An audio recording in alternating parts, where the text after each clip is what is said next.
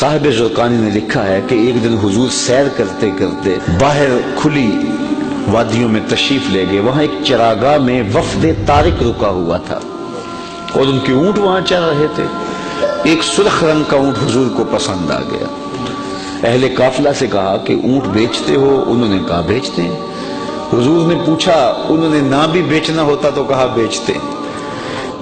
کہا یہ بیچتے ہو؟ کہا ہاں بیچتے ہیں. کتنے کا؟ سودا طے ہو گیا. حضور نے فرمایا کہ میں کوئی تاجرانہ غرض سے تو آیا نہیں تھا, میں تو سیر کرتا کرتا آیا, میرا تمہارا سودا بن گیا.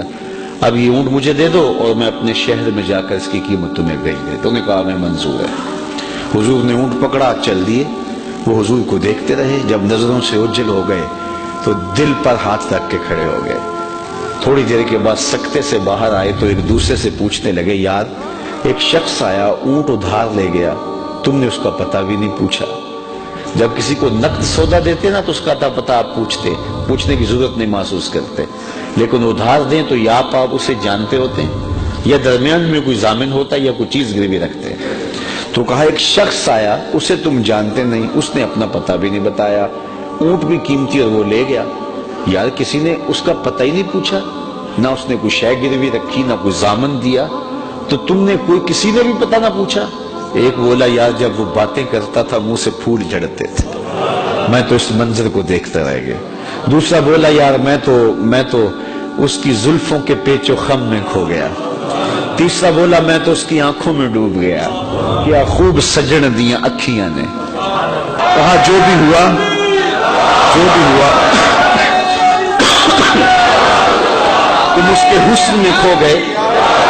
تم اس کے حسن میں کھو گئے, اور وہ اپنے حسن کا جادو جگا کے تمہارا قیمتی اونٹ ہتھیا کے لے گیا. لیکن اگلے لفظ سنیے اور سینے پہ ہاتھ رکھ کے سنیے. جب انہوں نے کہا نا قیمتی اونٹ ہتھیا کے لے گیا, امام زرقانی نے لکھا ہے, کہتے ہیں جب انہوں نے یہ بات کہی نا تو اب تک خاموش بیٹھی قافلے کے سردار کی بیوی نے خیمے کا پردہ سرکایا اور ان سے مخاطبہ کر کے کہا انا ضامنۃ لسامان جمالکم لا یغدر بکم.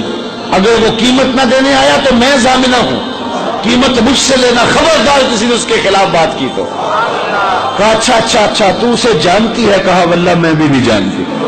تو کہا پھر ضمانت کیسے دے رہی ہے؟ کہا جب تم سودا کر رہے تھے میں نے خیمے کی اوٹ سے اس کا چہرہ دیکھا تھا, اور جس کا چہرہ اتنا سونا ہو وہ جھوٹ بول ہی نہیں سکتا.